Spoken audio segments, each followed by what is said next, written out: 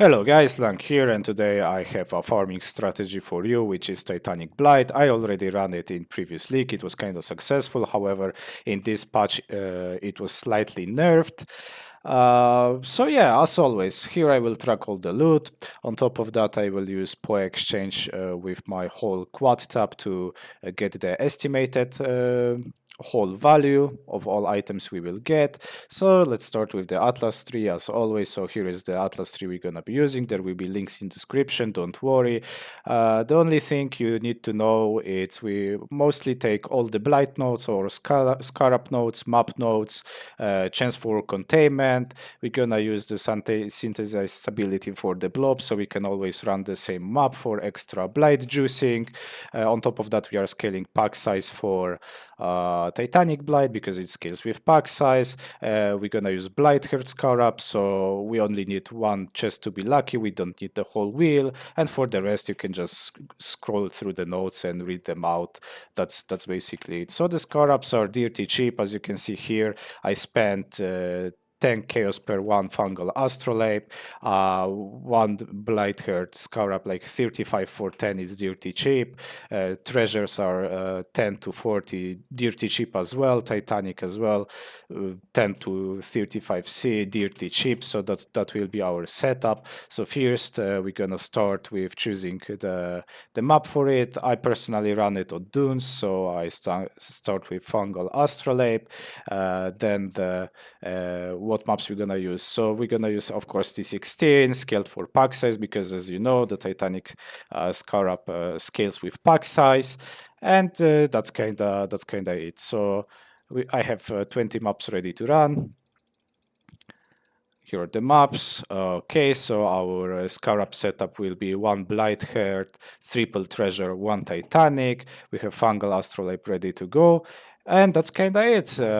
I think we will do like 2 rotations, so two fungal astrolabes, 20 maps in total, and let's see loot at the end.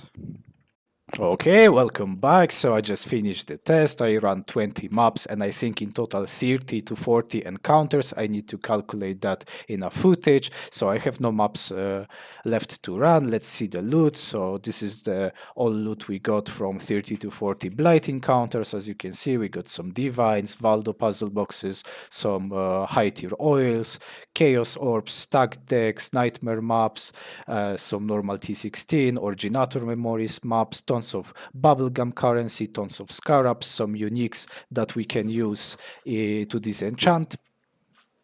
And of course, we got 900,000 gold. And yeah, I think it's pretty good for the investment that we did. This is like whole quad tapod loot. Yep, you will be the judge if it's worth doing.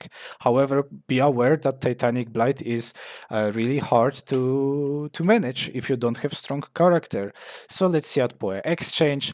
So the whole loot, I took a snapshot 2 minutes ago. So POE Exchange estimated whole loot as 19 divines. Here you can see the all loot we got. Let me scroll. So yeah, 4 divines, golden oil, Valdo puzzle box, 3 silver oils, chaos orbs, 63 tier 16 maps. So we over sustain maps like hell. Yeah, stacked decks, some scarabs, annulment orbs, ancient orbs. Like, let me just scroll and give it a quick look. So this is the whole loot. So yeah, in 20 maps, in 30 to 40 encounters, we made 20 divines and we invested less than 1 divine total. So for 1 divine, we got estimated 20 divines of a loot. The divine per hour will be wrong here for sure because first of all, when it comes to divine per hour, there is too many variables like your game knowledge, your layout knowledge, and precisely your character power. If you have strong character, you will make more maps, you will make more divine per hour. If you have weaker character, then this value will go down. I would estimate this strategy to be between 8 to 12 divines per hour with character like mine. So I'm glass cannon miner. which is, I think, pretty good for the investment and after the nerfs. After I stop recording, I will go in details and there will be notes in video. So yeah, thank you for watching and see you next time. If you have questions, feel free to ask them in comments. For Meteor Towers Born, you want one indigo and one violet oil. And for Chilling Towers, you want one opaced and one silver. Okay, so here we have the leak mechanic. As you know, Titanic Blight scales with pack size, so pack size wish is a no-brainer. Second would be currency, then maps, anything you can take to boost the strategy. But I think the best one is pack size. I immediately go to Blight encounter. I start the encounter. Okay, so we have one lane layout. This is the easiest to navigate. There is no immunities on the bosses, so we can either go for double stun tower or double chill tower for a choke point.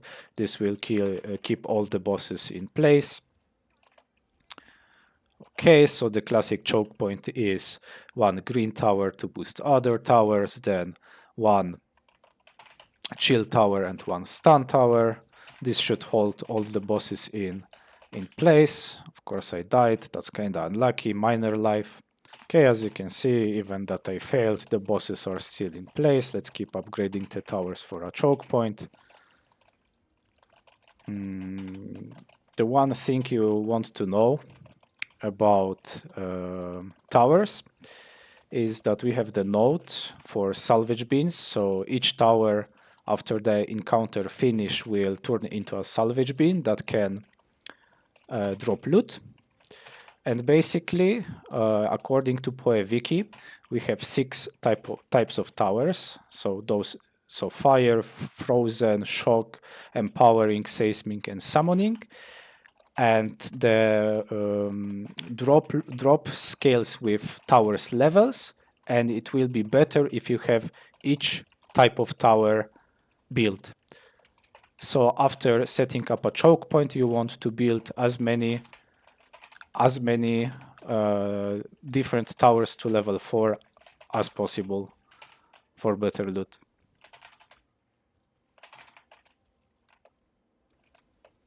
Okay, when the encounters almost is done, I like to upgrade the remaining towers to level 4 so we don't fail the encounter. Remember that it's better to kill bosses and collect loot from the main pump instead of salvage beans. Salvage beans are the extra thing. Okay, it's almost done. Let's upgrade. Okay, so here you can see the loot. Let's open salvage beans. Sometimes you get dog shit, sometimes you get divines, nightmare maps. Yeah, in this case we got nothing. Yeah, and that's whole encounter.